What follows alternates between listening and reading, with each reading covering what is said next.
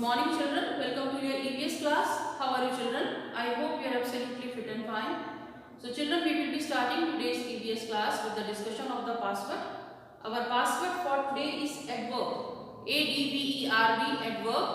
So Hindi में हम इसे क्रिया विशेषण कह सकते हैं. The meaning of this word is a word that tells us that how, when and where something happens. यानी ऐसा शब्द जो हमें बताता है कि कब, कहाँ और कैसे कुछ होता है, कोई घटना होती है या कुछ एक्शन होता है. सो किस काम को किस तरीके से किया जाता है, ऐसा बताने वाले शब्द एडवर्ब्स कहलाते हैं, क्रिया विशेषण कहलाते हैं. So that was about our password. Now what we are going to do today in our EVS class. Children, we are doing our chapter number 21 our earth. So in our previous class we had done the keywords and the diagram. So in today's class we will be doing the question answers for this chapter. So we have total 5 question answers for this chapter. So open your EVS notebooks. Let us start.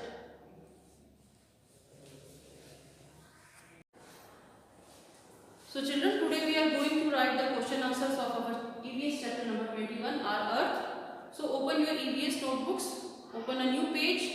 In the first line you will write number of the chapter, that is chapter number 21. In the second line you will write name of the chapter, that is our earth. In the third line you will write title or heading, that is question answers. Don't forget to write the details like classwork and today's date. Today is 11th of February. So we will be starting question number 1 from the fourth line. Question number 1. What is necessary for life on earth? यानी क्या necessary मतलब जरूरी है life के लिए अर्थ पर, यानी अर्थ पर जीवन के लिए, लाइफ के लिए क्या जरूरी है. So we had discussed in our previous classes that कि प्रीवियस सेशन कि earth is the only planet which has life. Earth एक वैसा प्लेनेट है जिस पर लाइफ है और किसी प्लेनेट पर लाइफ नहीं है. सो कौन सी चीज़ें हैं जो लाइफ को सपोर्ट करती हैं अर्थ पर. So land, water and air are necessary for life on earth. Land ज़मीन, धरती, वाटर पानी और एयर, ये चीज़ें बहुत ज़रूरी हैं लाइफ के लिए, चाहे वो कोई भी लिविंग ऑर्गेनिज्म हो.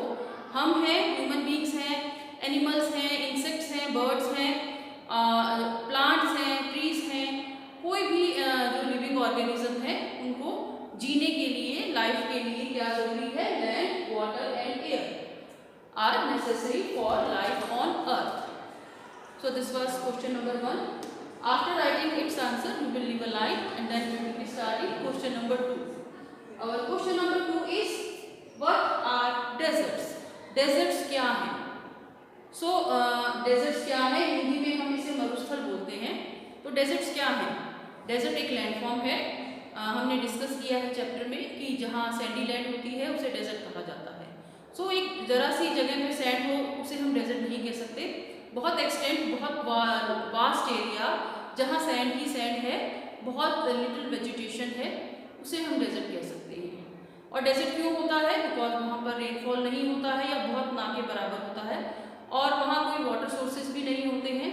तो इसलिए जो सॉइल है वो डेजर्ट में कन्वर्ट हो जाती है, सैंड में कन्वर्ट हो जाती है, क्योंकि उसे फॉर्म करने के लिए वाटर नहीं मिलता है.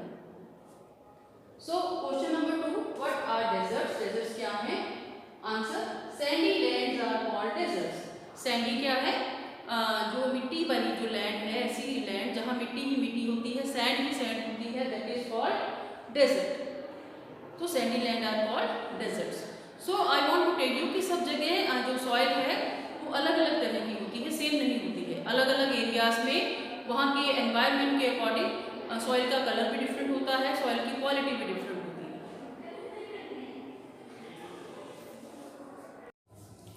So children, after writing the answer of question number 2 again you will leave a line and then we will be starting our question number 3. Question number 3 is what are mountains. Mountains क्या है, पहाड़ या पर्वत क्या है. Answer, very high hills are called mountains.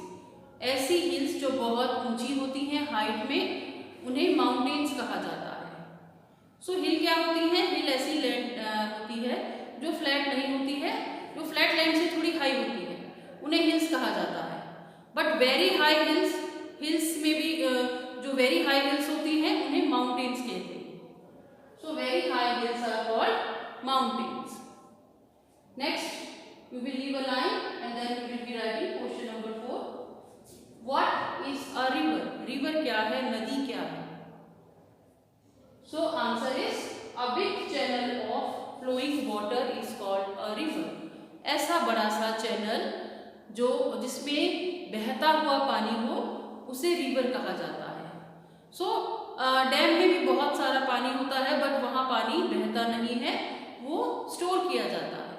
पानी तो बहुत होता है डैम में भी, उसे स्टोर किया जाता है। या हम कह सकते हैं लेक में भी बहुत पानी होता है, कुछ लेक्स तो बहुत बड़ी होती हैं।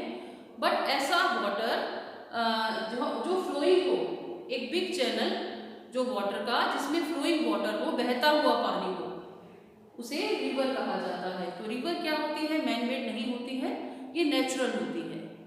सो in India we have rivers like Ganga, Yamuna, Brahmaputra, Kaveri, Krishna, Narmada. ये सब क्या है? बहते हुए पानी का एक बड़ा चैनल है। और ये रिवर्स की एक खास बात होती है कि ये जाकर सी में या ओशंस में गिरती हैं, यानी उनका एंड कहाँ होता है? सी में या ओशन में जाकर। So what is a river? A big channel of flowing water is called a river. So we have one more answer left, question answer number 5।